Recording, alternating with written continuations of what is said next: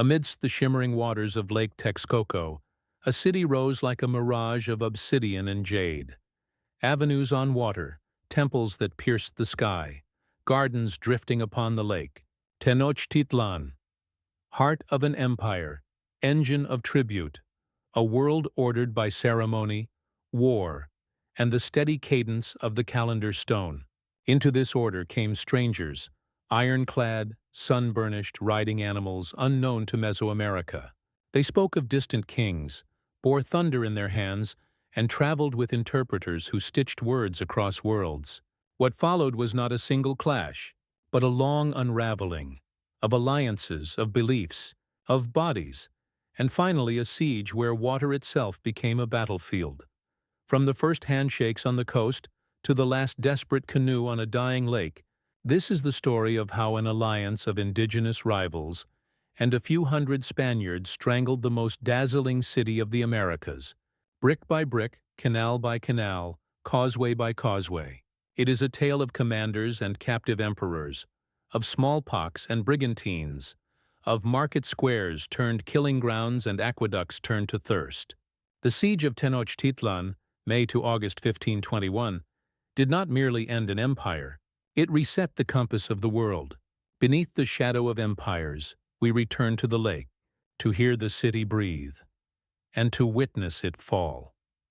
In the dawn of the 15th century, the Valley of Mexico shimmered like a vast mirror, a basin of silver water encircled by mountains that breathed mist into the morning air. Upon this lake, where herons glided and reeds whispered in the wind, a city rose from the shallows.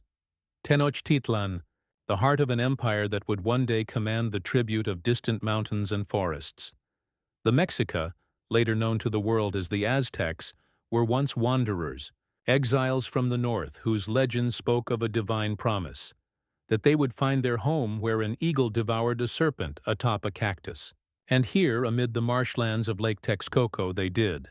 What began as a cluster of reed huts on a swampy island became, within a few generations, one of the most astonishing metropolises of the pre-modern world.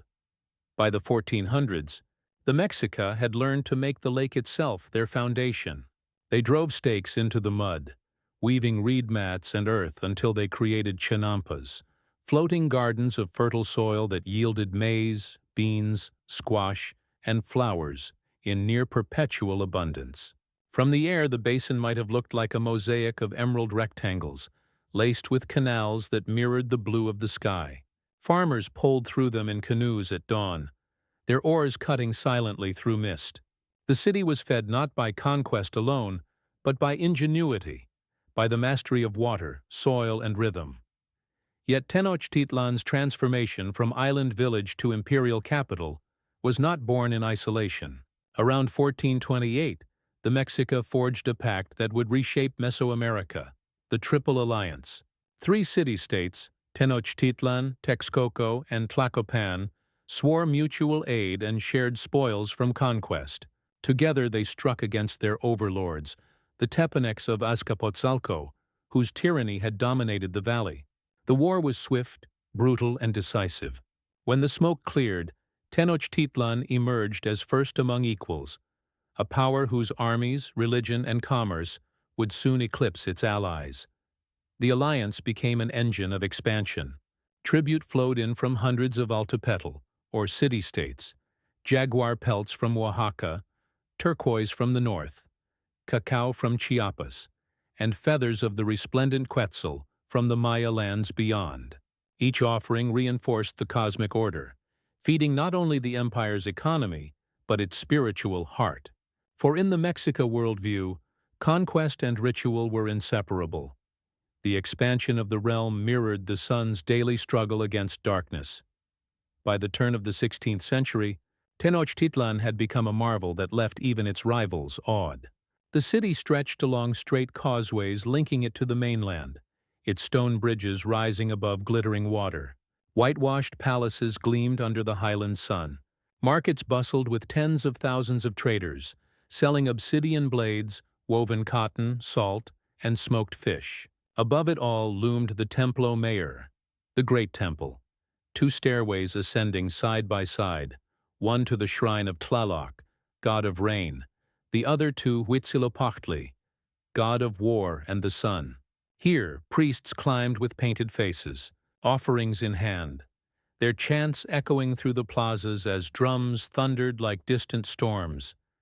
Amid this grandeur ruled Moctezuma II, known to the Spanish as Moctezuma II, who ascended the throne in 1502.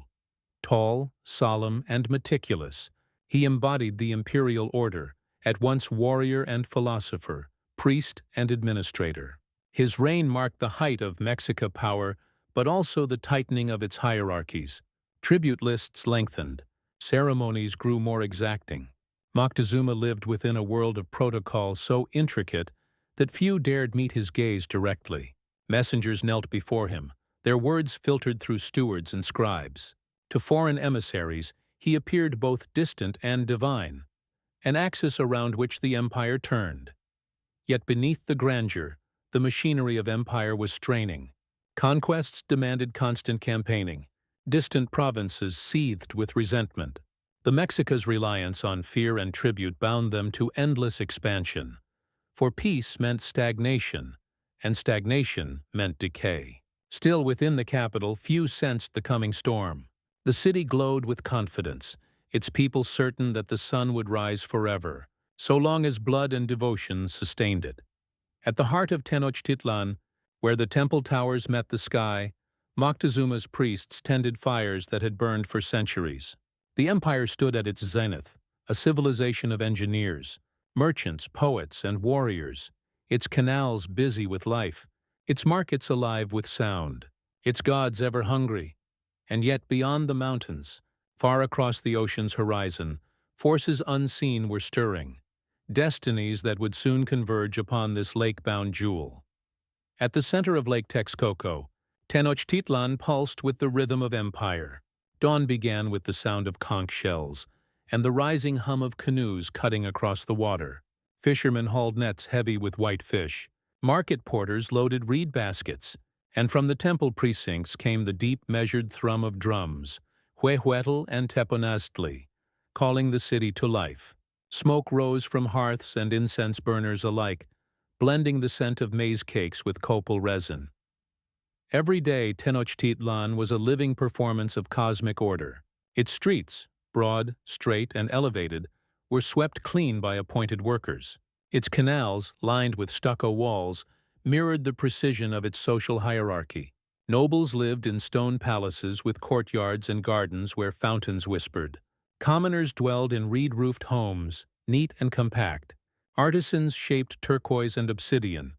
Goldsmiths hammered diadems that gleamed like fire, and scribes painted codices upon deerhide, preserving the rhythm of conquest and ritual in images of color and motion. The city's heart was its marketplace, Tlatelolco. Travelers spoke of it in awe. On market days, some 60,000 people crowded its vast square, one of the largest marketplaces in the world at the time. Here cacao beans served as currency, and bartering was an art form. You could find slaves and sandals, jade and jaguars, poetry and salt. Each trade guild had its place. Feather workers in one section, potters in another, healers and diviners in yet another. Inspectors ensured fairness, judges resolved disputes, and heralds announced decrees. To an observer, it was civilization in motion, a disciplined chaos that revealed the empire's order beneath the noise. Presiding over it all was Moctezuma II. His rule brought refinement and rigidity alike. He reorganized the tribute system with bureaucratic precision, turning the empire's wealth into a carefully balanced web of obligations. Regional lords were summoned to his court, bearing tribute and oaths of loyalty. They entered a hall of polished stone where turquoise mosaics glimmered, and the emperor's attendants spread fine mats for their knees. Moctezuma spoke rarely. When he did, his words carried the weight of gods. He saw himself not merely as a king, but as the earthly custodian of divine balance. For the Mexica, the universe was sustained by reciprocity, the eternal exchange between gods and humans, life and death, sun and blood. Their mythology told of suns that had died before, of ages consumed by wind, flood, fire, and jaguars. This world, the fifth sun, survived only through sacrifice, and so on festival days, captives taken in ritual wars, the Xochiyaoyotl or Flower Wars, ascended the temple steps to feed the gods with their hearts.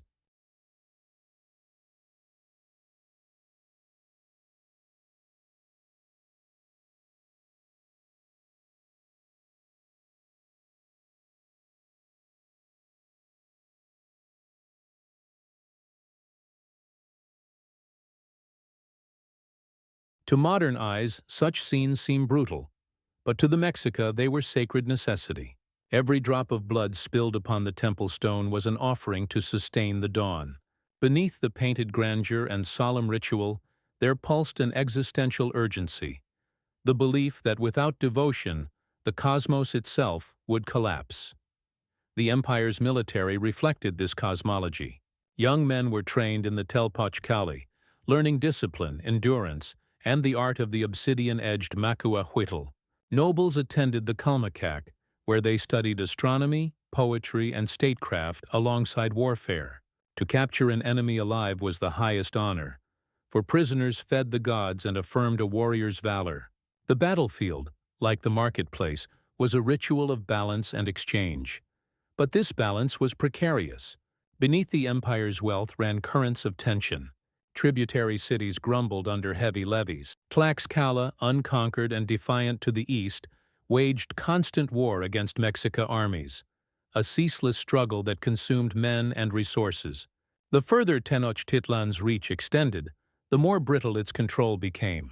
And yet to stop expanding was unthinkable, for the very order of the world demanded movement, sacrifice, and conquest.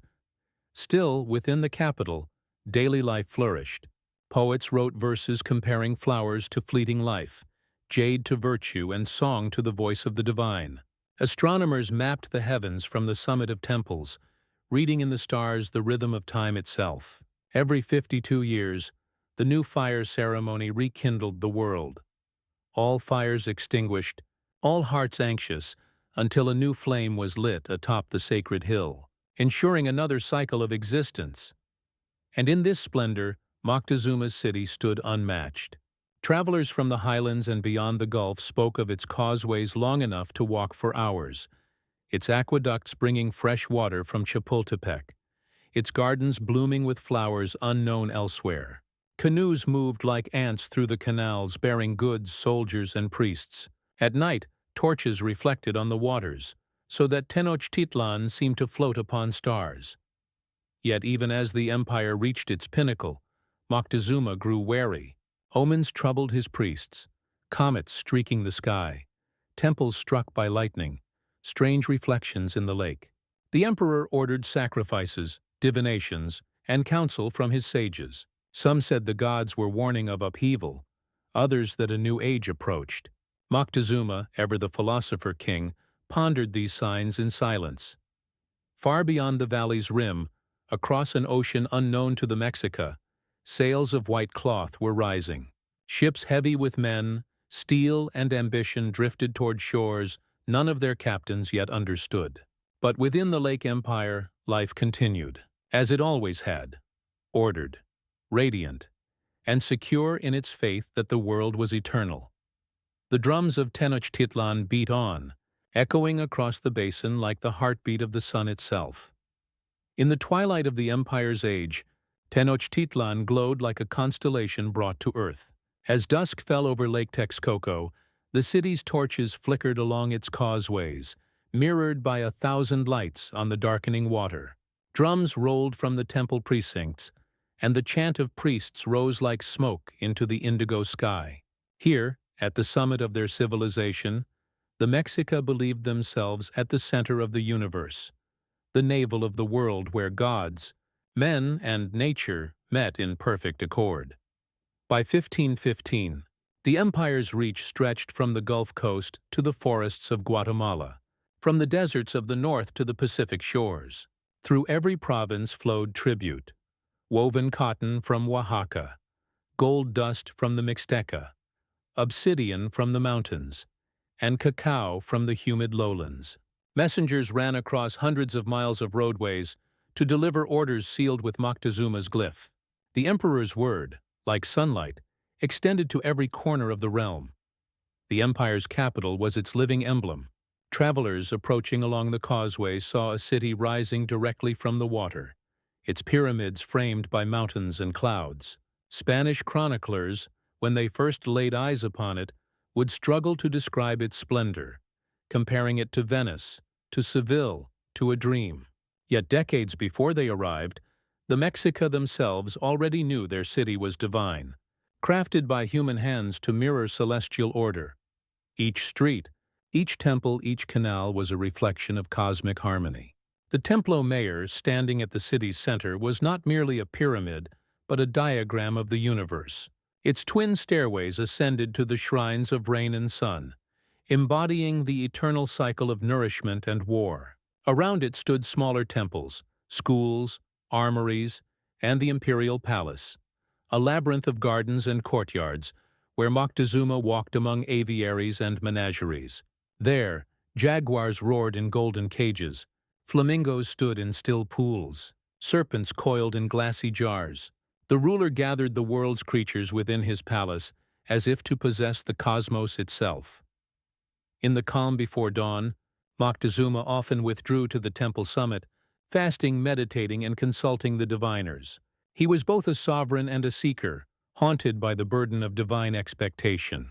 His empire was vast, but his conscience heavy. He sought order in a universe that seemed suddenly uncertain. For even as tribute flowed and festivals dazzled, signs multiplied that the age of the fifth sun might falter. Chroniclers would later recall how strange portents began to shadow the valley. A column of fire seen in the night sky, bright as day. The temple of Huitzilopochtli struck by lightning. The lake's waters rising without rain, flooding the streets. Rumors spread of spectral voices crying in the night, "My children, we must flee." Moctezuma ordered sacrifices and prayer, desperate to restore balance between gods and men. Yet unease lingered, as though the very air had changed. Still the city continued its dance of power and beauty. Diplomats from tributary states brought gifts of gold and jade, while poets recited verses that mingled devotion with doubt. Do we live truly on earth? Not forever, only a little while. Even jade shatters, even gold breaks, even Quetzal feathers fade. The words carried a melancholy wisdom, echoing through the palace halls as if the poets themselves foresaw the empire's impermanence.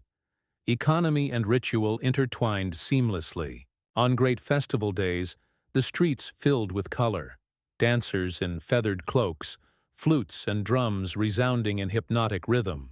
Flower petals carpeted the plazas, and the scent of copal thickened the air. Processions wound toward the temple, where offerings of maize, jade, and hearts were made to sustain the heavens. Every act of life in Tenochtitlan, from tilling a chinampa to reciting a poem, was a reaffirmation of cosmic duty. Yet beyond the lake, the empire's borders trembled. In the east, the Tlaxcalans remained unbroken, their warriors fierce and unyielding.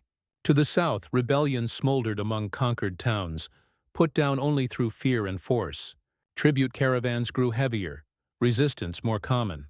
The empire's might had reached its limits, and Moctezuma, for all his wisdom, could not expand the horizon any further without risking collapse. He turned inward, seeking omens in stars and fire. Priests whispered of prophecies, of gods returning from the east, of a new age foretold. Whether these were misread echoes of ancient myth or coincidence born of anxiety, none could say. But such fears would soon find shape upon the horizon, carried by strangers whose arrival would rend the Lake Empire apart. For now, however, Tenochtitlan stood triumphant. Its people rose with the sun, confident in their order, their gods, their city. Canoes still glided through the canals, flowers still bloomed upon the chinampas, and the markets of Tlatelolco still roared with life. To live in this city was to believe in eternity. But eternity, like the reflection of a temple in the lake's still waters, could be shattered by a single ripple.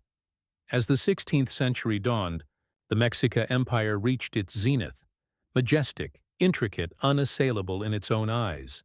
and in that fragile perfection lay its doom. For just beyond the sea's horizon, sails were rising, white against the wind. They would bring not gods but men, and the world upon the lake was about to meet its greatest trial. Thus ended the Age of Ascendance, and in its place the storm began.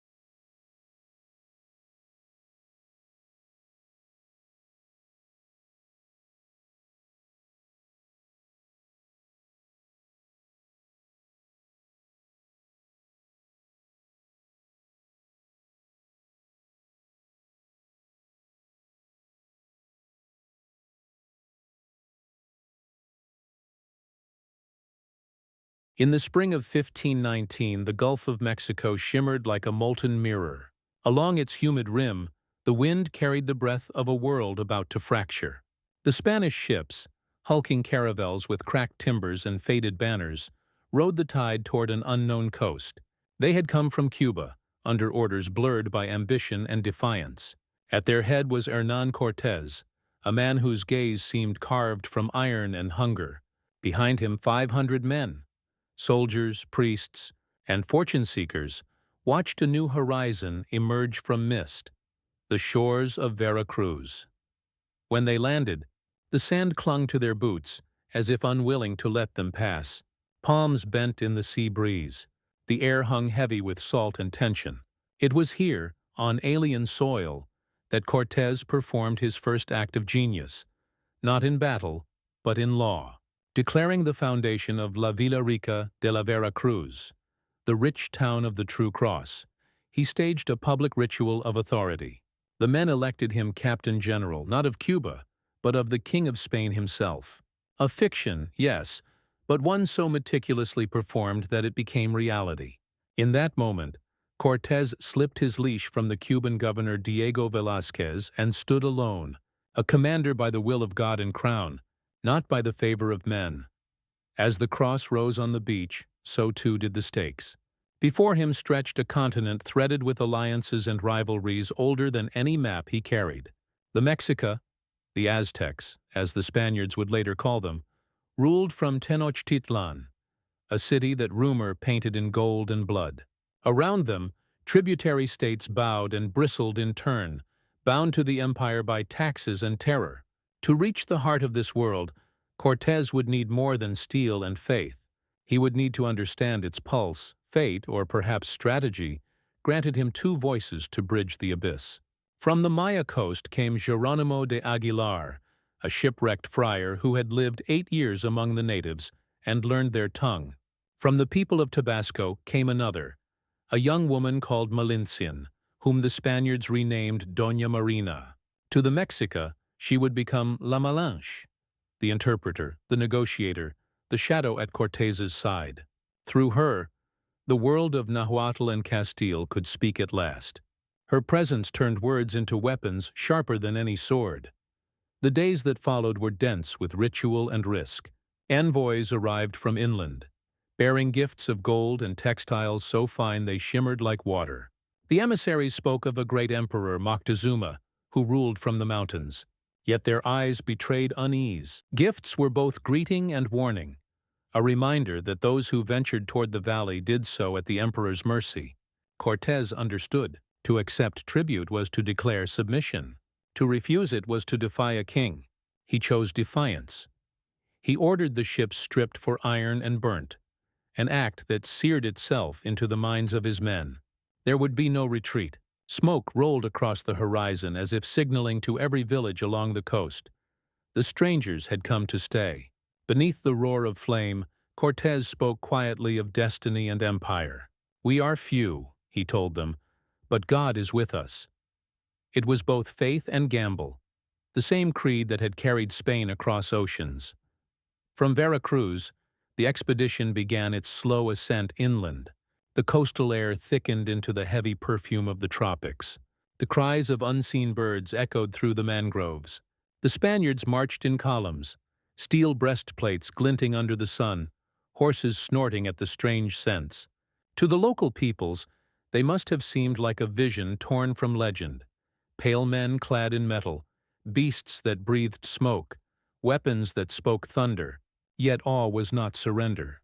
The Totonacs, first to meet them, greeted the invaders with both hospitality and hesitation. They whispered of the tribute demanded by the Mexica, of jade, feathers, and the blood of their own kin. In those murmurs, Cortés heard opportunity. Through diplomacy laced with menace, he forged his first alliance. The Totonacs, weary of their imperial masters, agreed to aid the newcomers. They offered warriors, porters, and guides, signs of allegiance that would soon ripple across the land. The empire Cortés began to see was strong but brittle, its glory held together by resentment. Every city he entered was a test of balance, of when to speak, when to threaten, when to promise liberation in the name of a foreign god. As the march pressed westward, the land rose in steps. Lush valleys gave way to high plains. The air thinned. The nights grew cold. Along the ridges, smoke curled from villages perched like watchtowers. And ahead, beyond the rolling hills, waited the warrior republic of Tlaxcala, proud, fierce, and defiant of the Mexica. There, the strangers would face their first true crucible, not of words, but of war. The march to Tlaxcala was a journey through layered silence, one heavy with unseen eyes. The Spaniards advanced across a living geography, cornfields rustling in the wind, obsidian mountains catching the light like blades, temples rising from mist-shrouded plateaus. Beneath this beauty lurked tension, the uneasy rhythm of a world holding its breath. The Totonac allies carried burdens and warnings alike. The Tlaxcalans, they said, are no friends to the Mexica, but they are no friends to strangers either. As they climbed higher, the coastal humidity dissolved into thin, sharp air. Armor grew cold to the touch. Horses slipped on volcanic stone. At night, campfires flickered against the emptiness, and the men murmured prayers to saints who had never known such landscapes. Cortés, walking among them, studied the horizon, calculating as always. He knew Tlaxcala was a republic, not a kingdom, a confederation of 4 lords, united by pride and perpetual war. For years they had defied the Mexica tribute system, locked in a brutal stalemate. To Cortés, they represented not danger, but possibility. An army that could rival Tenochtitlan's, if only he could bend them to his cause. The first encounter came suddenly. A dust storm on the plain revealed itself as warriors, painted red and black, feathered headdresses flaring in the wind, obsidian-tipped spears glinting like fire. The Tlaxcalan drums began, a deep, pulsing thunder rolling across the hills. Their war cries pierced the morning.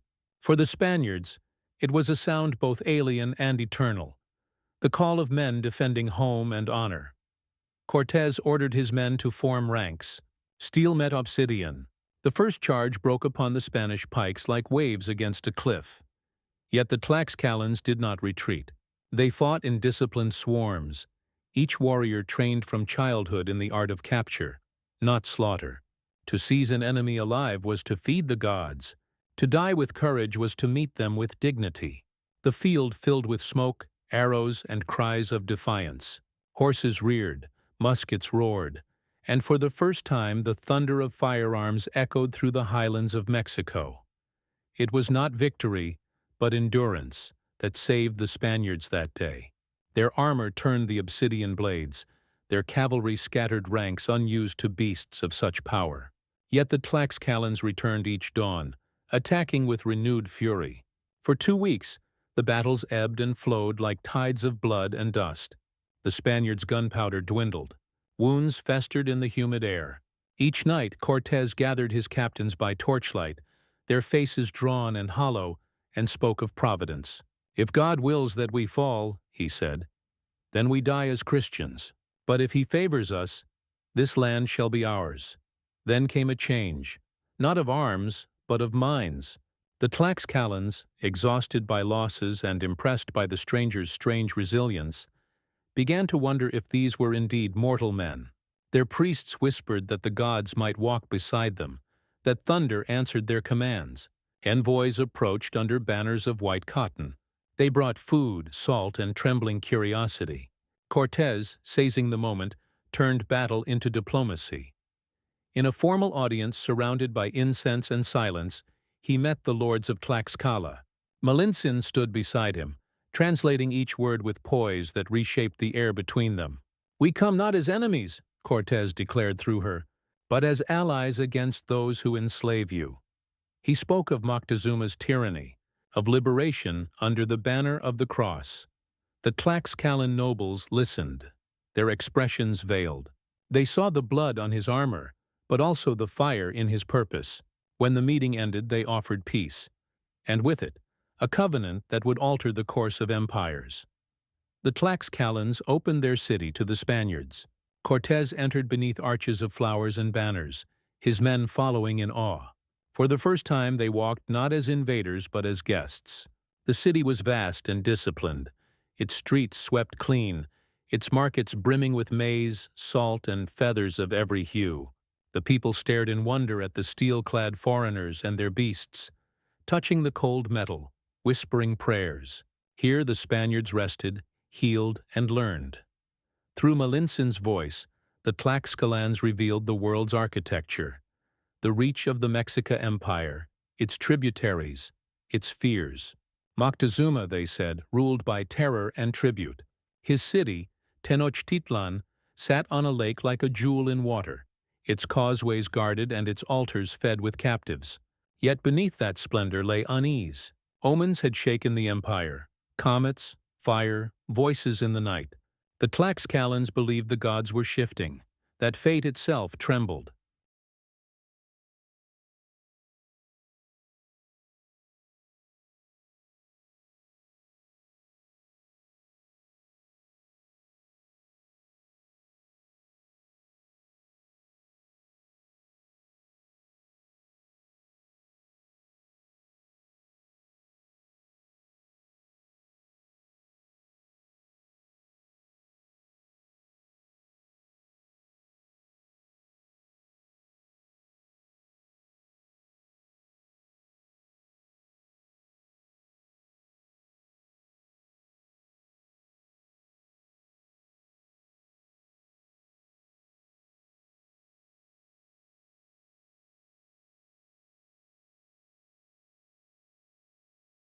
Cortés listened, silent.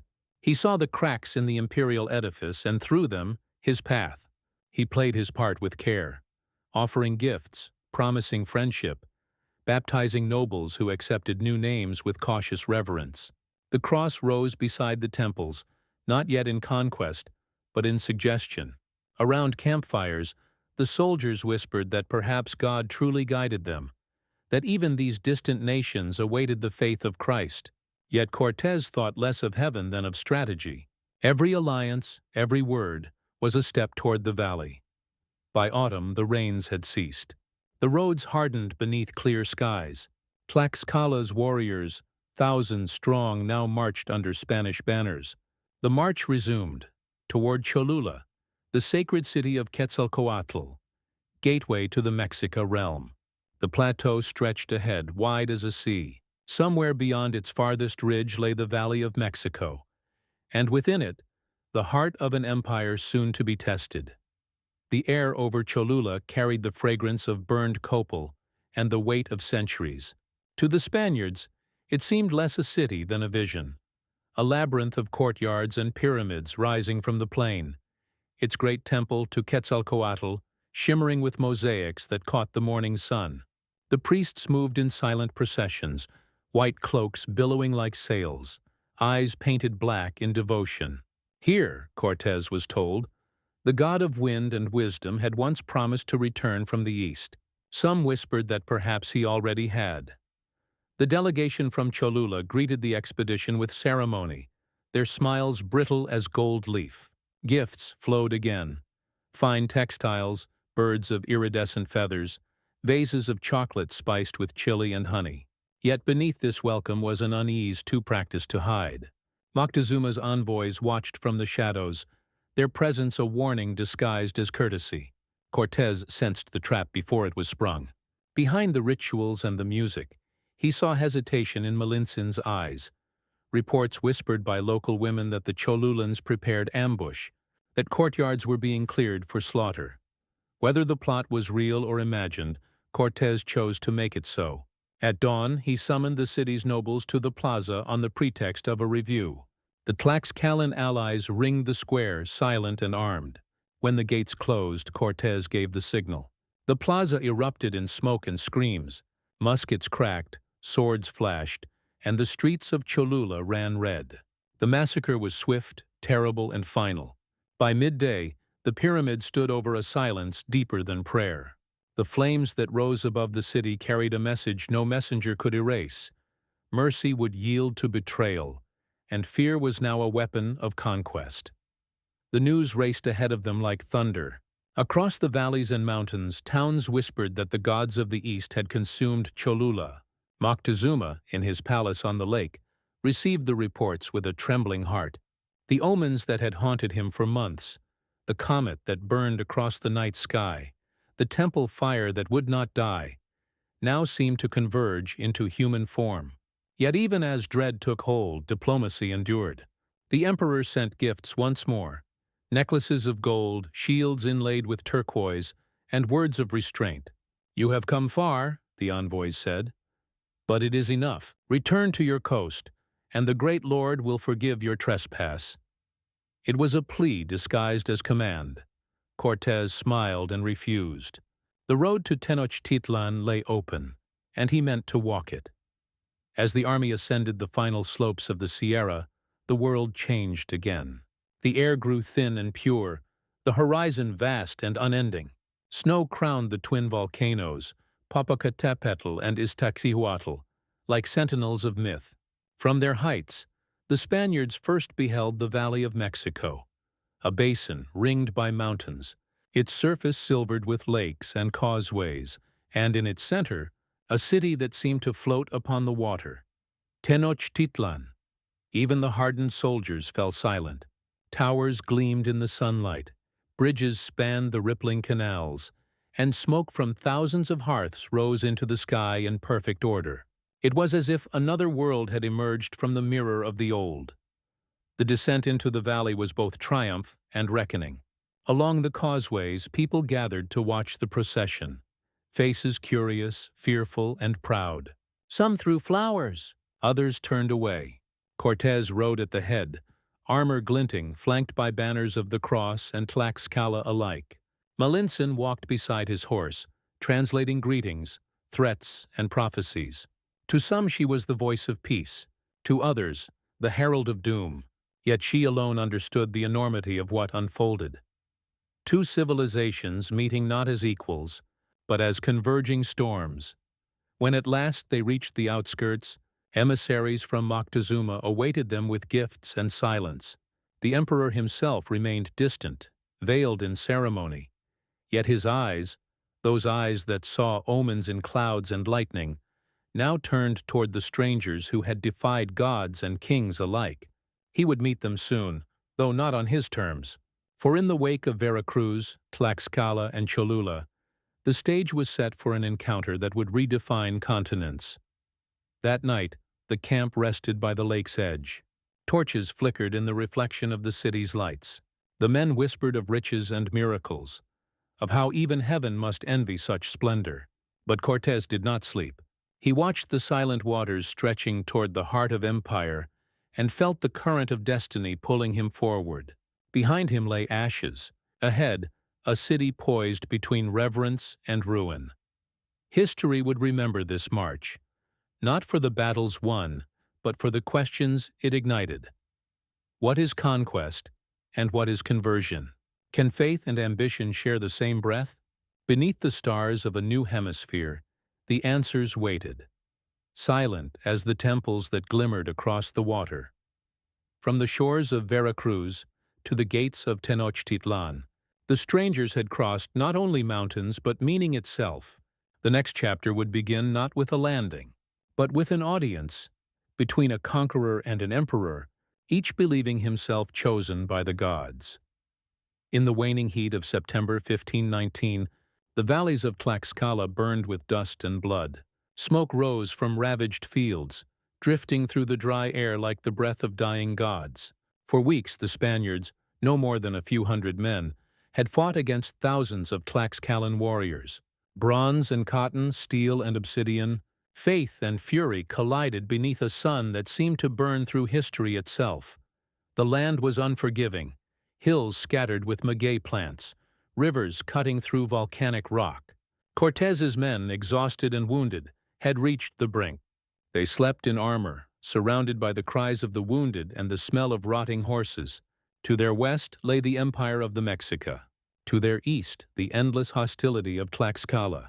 Between them, the Spaniards were ghosts, foreign, hungry, and cornered. And yet, it was in that crucible of destruction that an alliance would be born. The Tlaxcalans had fought fiercely, defending their independence from Tenochtitlan's vast network of tribute and fear. For generations they had resisted the Mexica's iron grip, their valleys serving as a thorn in the side of empire. But when the strangers came, riding beasts never before seen, their thunderous weapons splitting warriors in half, the Tlaxcalan council began to hesitate. The old lords, Xicotencatl the elder, wise and blind with age, Maxixcatzin the diplomat, and Chichimecatecle, the strategist, gathered beneath the temple shadows to decide the fate of their world. Should they destroy these invaders now, or harness them against their greater enemy? The younger general, Xicotencatl the younger, argued for extermination. To him the Spaniards were no gods, only men cloaked in deceit. He swore to drive them into the ravines, to cleanse Tlaxcala's soil with their blood. But others saw in the strangers' strange power a divine omen, a tool forged by destiny to break the Mexica's yoke. On a dawn heavy with silence, the Tlaxcalans sent emissaries bearing gifts and apologies. Cortés, his forces barely standing, accepted with guarded relief. The men who had nearly perished by Tlaxcalan blades were now offered food, rest, and women. The warriors who had been enemies by night shared campfires by morning. For 5 days, Tlaxcala transformed into the cradle of a fragile new alliance. Priests from both sides watched uneasily as crosses were raised beside old idols. Spanish horses drank from the same rivers where obsidian blades had been washed clean. Trust, as brittle as volcanic glass, began to form in the shadow of mutual necessity. Cortés spoke with eloquence and cold calculation. Through his interpreter, Malintzin, La Malinche to the Nahua, Doña Marina to the Spaniards, he promised freedom from Aztec oppression and eternal friendship under the Spanish crown. But beneath every word lay the pulse of ambition. Tlaxcala would become his key, his army, his living map through the highlands. Thousands of warriors pledged themselves to the expedition. Porters carried cannon and supplies. Women followed as cooks, healers, and chroniclers of an uncertain fate. For the first time, the Spanish force ceased to be foreign. It became hybrid, half Iberian, half indigenous, united by fragile hope and mutual fear. From this alliance, a new entity emerged, a coalition born of exhaustion, vengeance, and faith. Cortés and the Tlaxcalan lords sealed their pact with gifts of feathers, gold, and blood. Drums echoed through the valleys, not in war but in ceremony.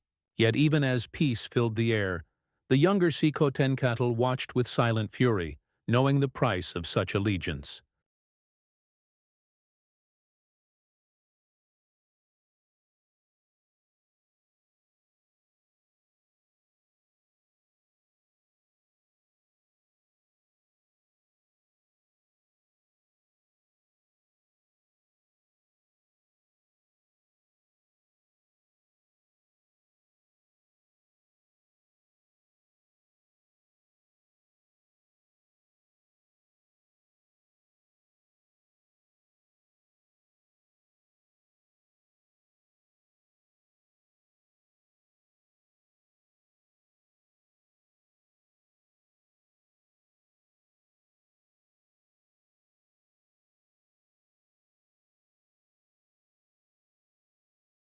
By early October, the army began to move again, thousands strong, banners and crosses swaying in the wind. Their destination was the sacred city of Cholula, jewel of the plateau, renowned for its temples and merchants, and beloved by the Mexica. But as they approached its gates, clouds gathered over the volcanoes. The Popocatépetl smoked like an omen, and the ground trembled beneath the weight of something ancient, something waiting. This was no longer an expedition. It was the march of history itself, striding toward a reckoning that neither Spaniard nor Tlaxcalan could foresee. The army descended through the misty passes of the Sierra Nevada, moving like a river of dust and banners. The air thinned as they climbed, and the twin volcanoes, Popocatépetl and Iztaccíhuatl, rose like sleeping giants, their white crowns gleaming against a sky the color of obsidian. Every step carried the marchers closer to the heart of the Mexica world. Below, the valley of Puebla unfolded, a patchwork of green and gold fields, studded with temples and markets. At its center lay Cholula, the sacred city of Quetzalcoatl, a metropolis of priests and pilgrims. It was said that 400 temples stood within its walls, their towers piercing the clouds like fingers raised in prayer. Bells rang, incense drifted through the streets, and the pyramid, one of the largest ever built, loomed like a mountain of devotion. When Cortés's army arrived at the gates in early October 1519, the reception was strangely hesitant. The city opened its doors, but its courtyards were quiet. Nobles greeted the Spaniards with courtesy, yet their smiles were thin, their offerings modest. The Tlaxcalans, who had warned that Cholula was loyal to the Mexica, whispered of traps behind every wall. Rumors rippled through the camp. Some claimed that emissaries from Tenochtitlan had reached the city first, commanding the Cholulans to destroy the foreigners in a grand ambush. Others swore that Cortés's interpreters overheard priests speaking of sacrifices, white-skinned men to be slain at the altar of Quetzalcoatl. The Spaniards, surrounded by unfamiliar streets and silent eyes, began to sleep with their hands on their swords. The tension thickened like fog. For 2 days, the Spaniards were entertained with feasts and processions, yet something felt wrong. Food was scarce, and the women who once approached the soldiers with curiosity now vanished. The Tlaxcalans noticed empty courtyards and hidden warriors on the rooftops. Malintzin, ever watchful, is said to have warned Cortés that the city planned to attack the moment the army began to march again. Whether she truly uncovered a plot, or merely reflected the paranoia of the moment, remains uncertain. But Cortés decided to act first. At dawn, he summoned the Cholulan lords to the central courtyard. They came in fine robes, carrying flowers and staffs of office, believing they were to receive instructions for the march to Tenochtitlan. Instead, they found themselves surrounded. The gates were sealed. Cortés's voice, calm and measured, cut through the morning air. He accused the nobles of treachery, of conspiring with Moctezuma to destroy his men. He spoke of hidden trenches, poisoned food, and secret orders from the emperor. The nobles denied everything, falling to their knees, but the decision had already been made. A trumpet sounded. Then, the massacre began. Spanish steel flashed in the sunlight as gunfire tore through the crowd. Horses charged across the courtyards, trampling those who fled. The Tlaxcalans, eager for vengeance against the city that had long scorned them, surged in from the side streets with obsidian blades and torches. Within moments, Cholula was engulfed in chaos. Temples burned, priests were cut down at their altars, and the cries of the dying echoed from the pyramid to the plain. For 2 days, the slaughter raged. Thousands perished. Some say 3,000, others 6. Smoke coiled above the city like a funeral shroud, darkening the noon sky. The Great Pyramid bled incense and fire. The Spaniards spared few, claiming divine justice as their sword. And yet, amid the carnage, the deeper purpose revealed itself. To the indigenous world, the massacre was not only a tragedy, it was a message. It declared that the Spaniards could not be deceived, that resistance meant annihilation. Cortés understood that terror could achieve what diplomacy could not: submission. His chroniclers would later claim divine sanction. that God himself guided the slaughter to punish idolatry. But in the silence that followed, as the fires smoldered and the survivors buried their dead, a new current began to move through the land. Word of Cholula spread faster than any army. It reached the ears of Moctezuma in Tenochtitlan, who shuddered at the thought of these men who struck like lightning and burned like judgment. And so the balance shifted. The massacre at Cholula turned fear into momentum. It forged the image of Cortés not as a mere captain, but as an instrument of fate, terrifying, unstoppable, and destined to change the world. Tlaxcala's warriors, though uneasy, marched beside him with renewed conviction, their drums echoing through the plains. As the army moved westward once more, they carried not only weapons and banners but the weight of what had been done. The sacred city lay in ruins behind them, and ahead, the Valley of Mexico shimmered in the morning haze. Beyond the lakes and causeways, the towers of Tenochtitlan waited, distant, gleaming, and still untouched. The road to empire was open, but it was paved with ashes. The smoke of Cholula clung to the horizon long after the flames had died. Ash settled upon the banners, dulling their colors. The Tlaxcalan porters carried supplies in silence, their faces unreadable. The air itself seemed heavy with something unspoken. Guilt, awe, and the realization that the world had changed. From the ruins, the coalition marched west, descending from the high plateau into the basin of Mexico. The journey was slow, burdened with cannon and captives, yet the spirit of the army had shifted. The massacre had sealed their unity in blood. Spaniard and Tlaxcalan, conquistador and ally, now shared a single fate. The path wound through fertile valleys, where maize shimmered in the sun, and through towns that watched the advancing column in fearful stillness. Messengers hurried ahead of them, words traveling faster than soldiers. "Cholula has fallen," they whispered. "The gods of the strangers are stronger than ours." As they approached the valley rim, the view unfolded in a vision that would haunt all who saw it. Before them stretched the Valley of Mexico, a vast inland sea surrounded by mountains. In the center of the lake, gleaming like a mirage, rose the city of Tenochtitlan. White temples and palaces shimmered above the water. Long causeways reached toward it like the arms of an empire. Canoes glided across the lake's mirror surface, their paddles breaking the reflection of clouds. To the Spaniards it seemed as though they had found another Venice. To the indigenous allies, it was the heart of power they had fought their whole lives to resist. Bernal Díaz del Castillo, the soldier chronicler, would later write that no eyes had ever beheld such beauty. "It was like seeing something from a dream," he said.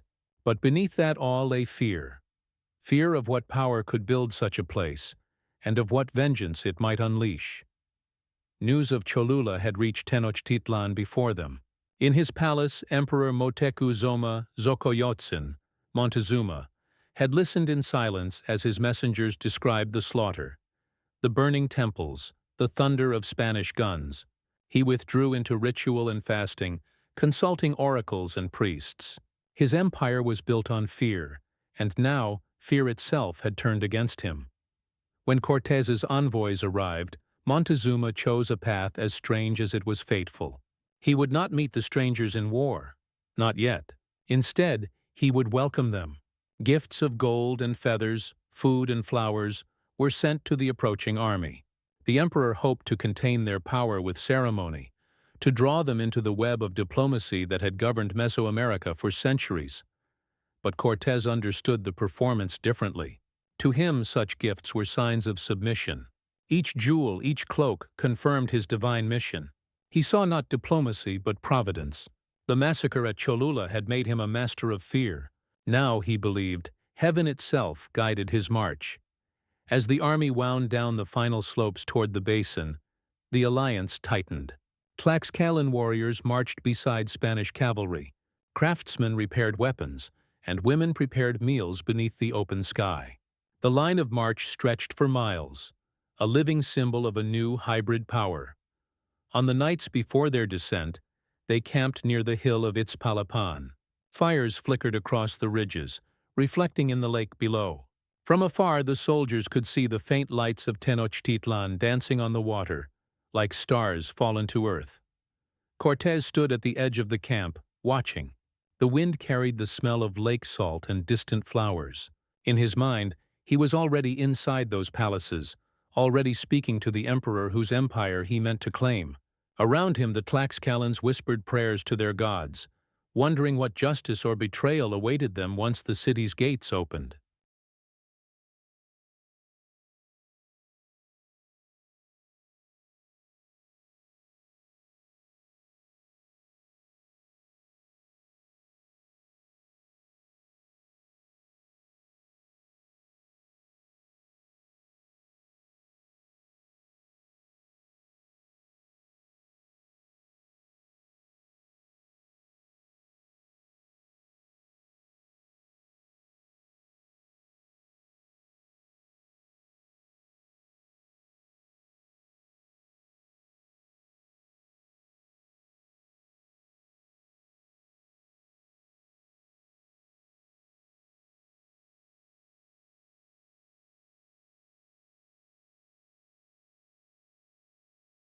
The massacre had been a lesson written in blood.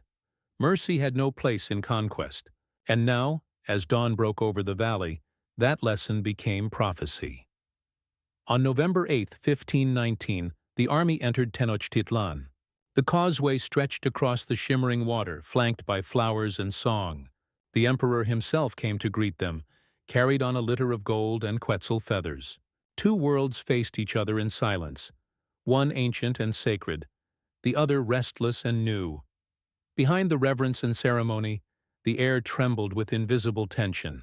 Every drumbeat echoed the memory of Cholula. Every gift carried the weight of fear. For a brief moment, peace held. The city received the strangers as guests, not yet as conquerors. The streets were clean, the temples adorned, and the markets alive with color. But beneath the surface, cracks widened. Cortés's men looked upon the gold that adorned every hall, and felt the fever of empire ignite in their veins. The Tlaxcalans, treated as lesser guests, watched the Spaniards' arrogance with growing unease. And Moctezuma, bound by prophecy and doubt, walked the corridors of his palace as if through a dream he could no longer control. The massacre at Cholula had shattered the world's balance. What followed in Tenochtitlan would finish the work. The alliance, born of desperation and ambition, would soon transform into an engine of destruction, unlike anything the continent had ever seen. For now, though, as the sun set over the lake and the city shimmered in its light, the world seemed suspended, poised between glory and ruin. From the ashes of Cholula's temples to the mirrored waters of Tenochtitlan, the march had become more than a campaign. It was a convergence of destinies, of empire and faith, of fear and hunger, of gods and men. And thus began the final act of an age that was already ending. In the pale shimmer of dawn, on November 8, 1519, a procession advanced along the great causeway that cut across Lake Texcoco like a stone blade. The Spaniards, with their glinting helmets and armor darkened by dust and salt, moved as if in a trance. Before them stretched a vision that seemed born from myth, yet was achingly real. Tenochtitlan, the radiant capital of the Mexica, the city of mirrors. It rose from the waters like an apparition of obsidian and gold, temples piercing the clouds, canals gleaming like veins of light beneath the morning sun. Cortés, astride his horse, felt the world tilt. For months he and his men had trudged through jungles, crossed volcanoes, defied armies, all for this moment. Around him the soldiers whispered that this was no city of men, but of gods. Yet there it stood, ordered, living, impossibly clean, its avenues wide and symmetrical, its bridges engineered with a precision unseen in Europe. The air smelled of flowers and incense, and from distant terraces came the rhythm of drums marking the sacred calendar, the heartbeat of a civilization. At the causeway's end, a delegation awaited. Lords clad in rich cottons and feathers, their faces calm yet unreadable. And there, beneath a parasol of turquoise and quetzal plumes, stood Moctezuma II, the Huey Tlatoani, the great speaker, emperor of an empire of millions. His bearing was serene, his eyes fathomless, The chronicles would later say that both men hesitated, each seeing in the other the reflection of destiny. When they finally approached, Cortés dismounted, bowed, and offered a necklace of Venetian glass beads. Moctezuma, in return, draped his own collar of gold and jade upon the foreigner, a gesture of welcome, or of submission. None could yet tell. The Spaniards were led into the city through streets bordered by canals and bridges, lined with houses of white stone and gardens overflowing with maize, cacao, and flowers cultivated in floating beds. The chinampas. Fishermen glided silently by in canoes, and traders carried goods to the vast market of Tlatelolco, said to host 60,000 souls each day. To the Spaniards, it was as if Venice and Babylon had merged, yet with a discipline unlike anything in Christendom. No beggars, no filth, no chaos. The people moved with a purpose shaped by ritual and rhythm. Every hour measured by gods and seasons. Cortés lodged his men in the palace of Axayacatl, a grand residence of white plaster and red stone, once home to Moctezuma's father. It stood at the heart of the island, facing the sacred precinct, where the Templo Mayor towered over the city, twin pyramids to Huitzilopochtli and Tlaloc, their steps stained by centuries of offerings. From its summit one could see the lake stretching to the horizon, ringed by snow-capped volcanoes. To the Spaniards it was beauty and dread intertwined. Moctezuma visited daily, bringing gifts of gold, turquoise, and woven cloth finer than silk. His words were careful, his demeanor grave. He spoke of prophecies, of gods returning from the east, of cycles renewed. Cortés listened, sensing opportunity. For him, this was more than diplomacy. It was conquest wrapped in courtesy. Each banquet, each exchange of gifts, drew invisible chains around the emperor. But beneath the civility, tension flickered. The Spaniards eyed the temples where incense rose to idols. The Mexica priests eyed the crucifixes raised in the courtyards. The two worlds shared space but not understanding. Each believed itself the center of creation. By night, torches shimmered across canals as both sides watched the other in silence. The city, built on water, reflected every light twice, once on the surface and once in the heart. In that reflection, destiny was already splitting. Days turned into weeks, and the illusion of harmony began to fray. Within the walled calm of Axayacatl's palace, Cortés' men grew restless. They had seen too much gold, ornaments on nobles, filigree on thrones, dust in the streets, and gold, to them, was both promise and curse. Every glittering surface whispered of empire and ambition. Yet Cortés, ever cautious, understood that a single misstep could turn wonder into war. Outside their quarters, Tenochtitlan pulsed with ritual life. At dawn, conch shells summoned priests to the temples. Their echoes carried over the lake. Smoke of copal and human blood mingled as sacrifices honored gods who demanded balance for the sun's rising. At the markets of Tlatelolco, Spaniards wandered in disbelief. They saw rows of produce, jade, obsidian, cacao, textiles, all meticulously arranged. Judges sat on stone benches to settle disputes. Messengers relayed orders across canals.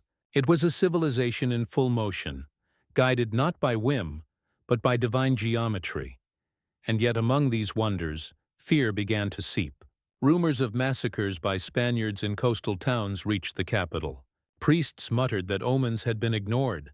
Comets, earthquakes, visions in the lake. Even Moctezuma's calm began to waver.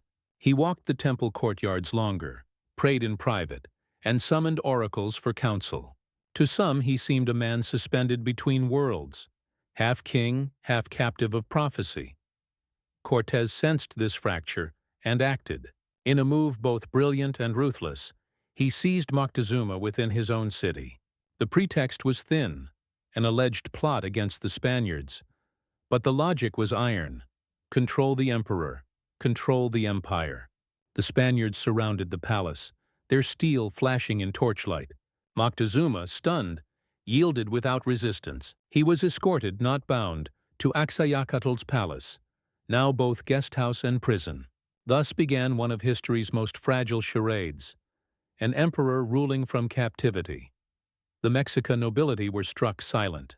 They came to court as usual, bowing before their ruler, yet finding him seated beside his foreign captors. Moctezuma's voice remained steady, his composure intact, but his authority had been hollowed from within. The Spaniards guarded the gates, rationed food, demanded tribute. The empire still moved, but its pulse was now tethered to men who did not understand its rhythm. To maintain the illusion of peace, Cortés walked beside Moctezuma through the streets, displaying their friendship. The people watched, torn between reverence and suspicion. The priests of Huitzilopochtli murmured that the gods had turned their faces away.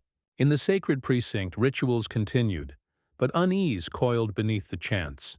The Spaniards began tearing down idols, replacing them with crosses, claiming the temples for their own god. Smoke of strange incense drifted through courtyards that had once known only the scent of blood and copal.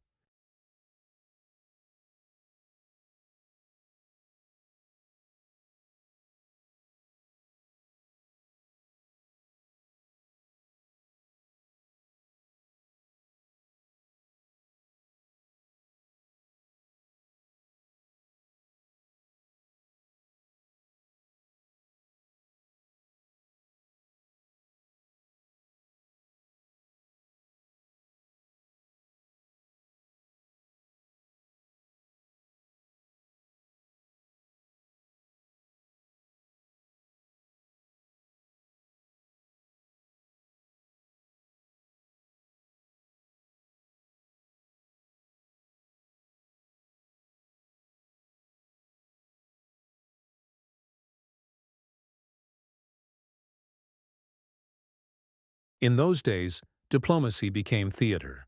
Gifts were exchanged, jade for iron, words for deceit.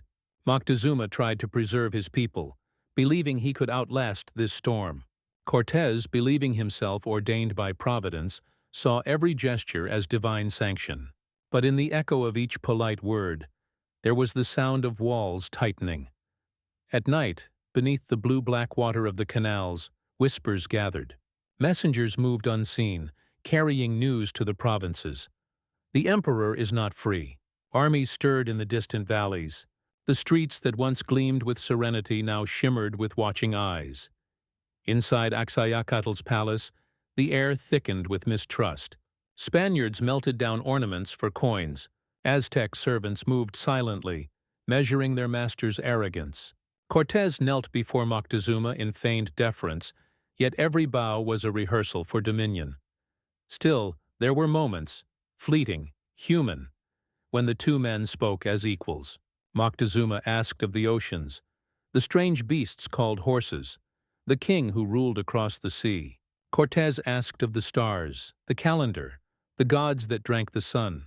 Each saw in the other a fragment of something vast. Curiosity, perhaps, or doom. Then, as if summoned by fate, news arrived from the coast. A Spanish fleet had landed under the command of Pánfilo de Narváez, sent to arrest Cortés for rebellion. The empire was no longer the only storm. Cortés, torn between conquest and survival, prepared to leave the city, entrusting command to his captain Pedro de Alvarado, a man whose impatience would ignite the powder of rebellion. And so the stage was set. Beneath the mirrored waters of Tenochtitlan, the reflections began to fracture. The city watched. The gods, perhaps, did too.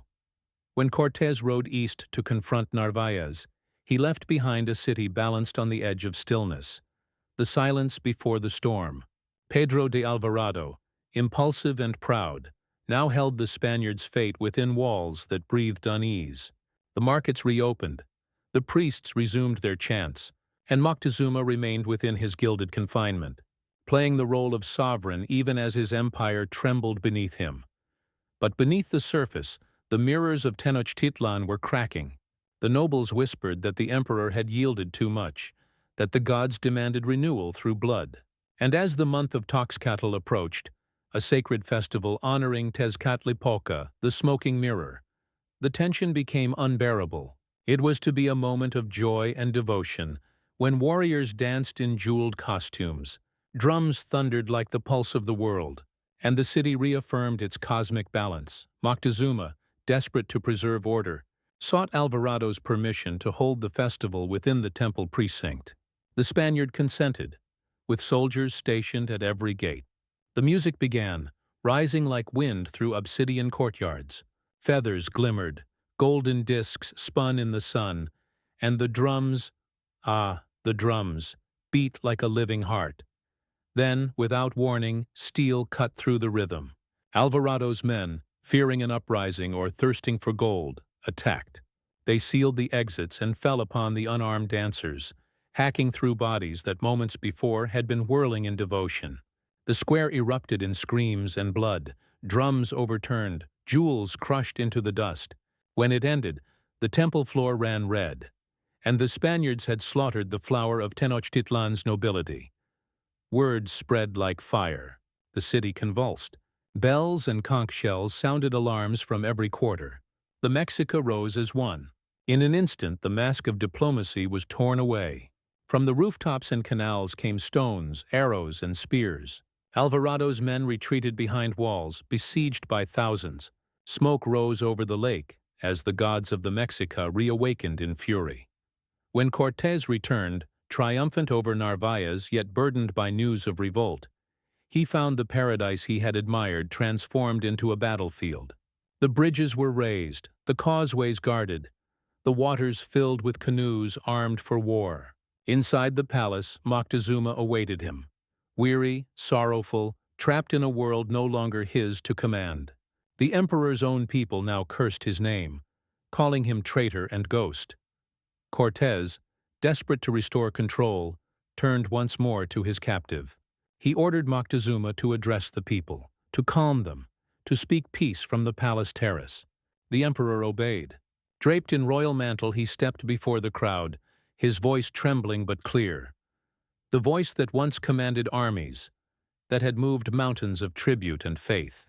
He called upon his people to stand down, to see reason, but the answer came not in words, only stones. They hurled them from below, shouting curses and defiance. One struck the emperor's temple, another his chest. Moctezuma fell, carried back inside, his face pale as ash. Some said he lingered for days, others that he died that very hour. The Spaniards claimed he was slain by his own people. The Mexica whispered he was killed by his captors. Either way, the age of Moctezuma ended that day. The mirror shattered, its reflection forever lost. Now nothing held the flood. The Spaniards, besieged and starving, resolved to flee the city they had once called heaven. In the night of June 30th, 1520, remembered as La Noche Triste, the night of sorrows, they slipped through the rain, dragging treasure and wounded alike across the causeways. But Tenochtitlan was watching. Canoes appeared from the dark, arrows sliced the air, and the waters turned crimson. Hundreds drowned beneath the weight of gold. Others were captured, their hearts torn out beneath the rising sun. Cortés himself escaped only by chance, weeping beneath a tree as his army lay broken. Yet from that sorrow would rise a new resolve. Within a year he would return, allied with enemies of the Mexica, bearing ships dismantled and reassembled on the lake, and a hunger sharpened by loss. The siege that followed would end the empire of Tenochtitlan. But that is another story. For now, the camera drifts once more across the water, where the temple tops smolder and the moon trembles upon the lake. The city of mirrors stands reflected for the last time, half light, half smoke, a vision fading into history. Thus ended the meeting of worlds, not in understanding, but in ruin. From this union of awe and conquest, a new world would be born, forged from shards of the old. Next chapter. The Siege of Tenochtitlan. The Fall of the Sun.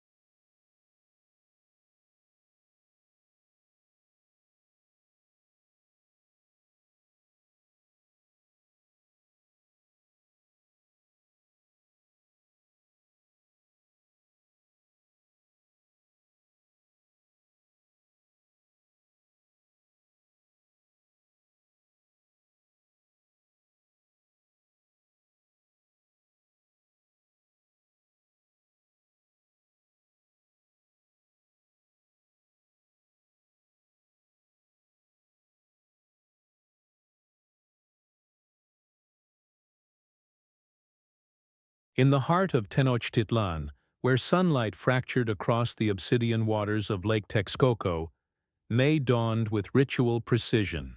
The year was 1520, the year of the reed. Across the city's vast ceremonial precinct, drums murmured like thunder beneath the volcanoes. Priests, painted in black soot and sacred blood, climbed the steps of the Templo Mayor, carrying garlands of flowers and jade. It was the festival of Tlaxcalan, a celebration of renewal of the god Tezcatlipoca, the smoking mirror. Everywhere, the air shimmered with song and incense. From the causeways came processions bearing banners of featherwork and gold, the scent of copal mixed with maize dough.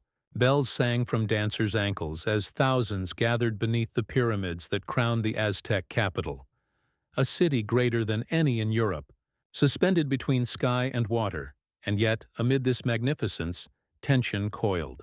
The Spanish were guests, or prisoners of courtesy. Hernán Cortés, ambitious and steel-eyed, had marched east to face another threat. Pánfilo de Narváez, sent from Cuba to arrest him for insubordination. In his absence, command fell to Pedro de Alvarado, a soldier of fierce pride and untempered zeal. Alvarado admired beauty, but he feared it too. To him, these ceremonies, this disciplined ecstasy, reeked of rebellion. The warriors dancing before the Templo Mayor wore gold ornaments and carried ceremonial weapons, yet to Spanish eyes, their motions felt less like worship and more like preparation. As drums rolled through the morning haze, Alvarado watched from his position within the palace of Axayaxatl, the fortress-like residence the Spaniards had seized. His soldiers, 100 or so Castilians, allied with Tlaxcalan fighters, waited, armored and alert. He had heard whispers that the Mexica meant to strike, that Tlaxcalan was a veil for vengeance.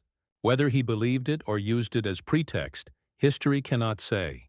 But his fear, once seeded, grew swift and fatal. The sun climbed high. Inside the sacred courtyard, the dancers turned in perfect unison, gold flashing, feet beating time against the polished stone. Songs rose in Nahuatl, the voice of a people older than empire, celebrating the cycle of life and death. Witnesses said it was beautiful beyond words. And then, without warning, the steel fell. From the shadows of the courtyard, Alvarado's men burst forward. Blades flashed.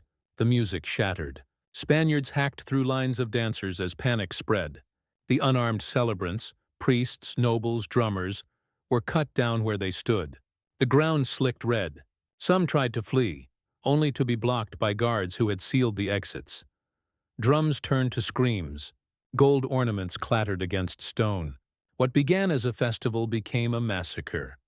Later chronicles would paint the scene with horror and disbelief. Bernal Díaz del Castillo, who served under Cortés, wrote that, so great was the slaughter, the blood flowed like water down the temple steps. Indigenous accounts, gathered decades later, remember the air filled with wails, the god's own music silenced beneath Spanish iron. Alvarado would claim he acted preemptively, that he struck to prevent a rebellion. But to the Mexica there was no ambiguity. Their trust, already strained, was broken beyond repair. The Spaniards had defiled the heart of their religion and slain their most honored men under the eyes of the gods. When word reached the neighborhoods of Tenochtitlan, rage ignited like a storm. Warriors seized their weapons. Messengers spread the alarm across causeways and canals. The city that had once welcomed the strangers now turned inward, preparing for war. By dusk, the festival square lay in ruin, bodies piled where dancers had once circled. The drums of Tlaxcalan were silent. Smoke rose above the sacred precinct, curling into a sky that had darkened with rain. Far to the east, Cortés, still facing Narváez's expedition near Chempoala, had yet to hear the news. He had gambled everything on speed and deception, hoping to secure his command before the governor's troops could crush him. But fate was already moving faster than he could ride. In that moment, the Spaniards' fragile peace with the Mexica shattered forever. The gods of the valley had been insulted, and vengeance stirred beneath the volcanoes. What began as one man's suspicion would soon engulf empires. The festival of Tlaxcalan had ended. The Siege of Tenochtitlan had begun in spirit. When the first news reached Cortés, it came as a whisper carried by trembling messengers. The Mexica had risen. By then, he had already faced and defeated Pánfilo de Narvaez.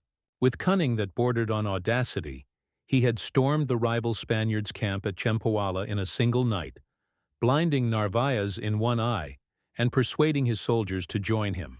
The victory gave him hundreds of reinforcements. And yet, as dawn broke, the spoils of triumph turned to dread. Letters from Tenochtitlan spoke of slaughter. Pedro de Alvarado had bathed the Templo Mayor in blood, and now the city was in revolt. Moctezuma, still held captive within his own palace, had lost all authority. What Cortés had so carefully built through diplomacy and fear was dissolving into chaos. He marched back west at once, dragging Narvaez's men behind him. Through rain and jungle, across volcanic plains, he retraced his steps toward the lake that shimmered like glass under the sun. Along the way, native allies deserted or watched in silence, uncertain which empire would fall first. When at last Cortés sighted Tenochtitlan again, the city no longer gleamed like a jewel of peace. Smoke coiled from rooftops. Canoes moved in wary patrols across the canals. The causeways bristled with barricades of stone and stakes. At every corner, watchers waited with slings and spears. Inside, Alvarado's garrison was trapped. The Spaniards had fortified themselves within the palace of Axayacatl, transforming its courtyards into a fortress. Day and night, arrows and stones rained upon them. The Mexica had cut off food and water. Even the Tlaxcalans, once allies, suffered hunger. Cortés entered under the cover of darkness, slipping across a causeway guarded by men who still feared his guns. When he reached the palace, Alvarado met him with relief and shame. "They turned upon us," he said, "without warning." But Cortés saw through the half-truth. The massacre had not been provoked. It had been unleashed. Still, recrimination had no place now. The city was closing in. Cortés needed a bridge back to peace, or at least an escape, and so he turned again to Moctezuma. The emperor, once radiant with divine authority, now appeared gaunt, his eyes hollow. He wore the royal mantle but spoke like a ghost. For months he had been the Spaniards' prisoner guest, forced to rule through foreign will. Yet to many Mexica, his continued obedience had already made him a traitor. Cortés ordered him to step onto the palace balcony to calm his people. Witnesses recall the silence that fell as the emperor appeared above the square, flanked by Spanish guards. His voice, weary but commanding, called for peace, that the fighting should end. For a moment it seemed to work. The noise ebbed. Then a single stone flew. It struck Moctezuma in the head. Others followed, spears and curses hurled upward. The emperor staggered, blood running down his face, and was carried inside. The Spaniards claimed he died days later from the wound. Indigenous sources tell another story, that he was killed by the Spaniards themselves, a liability too dangerous to keep alive. Whatever the truth, his death severed the last thread between two worlds. The Mexica buried their emperor in silence, and with him, diplomacy. Now there was only war. The next days became a blur of screams and smoke. The city's bridges were torn down to trap the invaders. Canoes patrolled the canals, warriors with obsidian-tipped spears gliding through torchlit water. From rooftops, women hurled stones and boiling water upon the Spanish ranks. The air stank of sulfur and blood. Inside the palace, food rotted. Horses whinnied in fear as drums pounded across the city, relentless, as if the heartbeat of the gods themselves was calling for retribution. Cortés realized at last that Tenochtitlan could not be held. His conquest, born in cunning and audacity, had reached its reckoning. By night, he gathered his captains,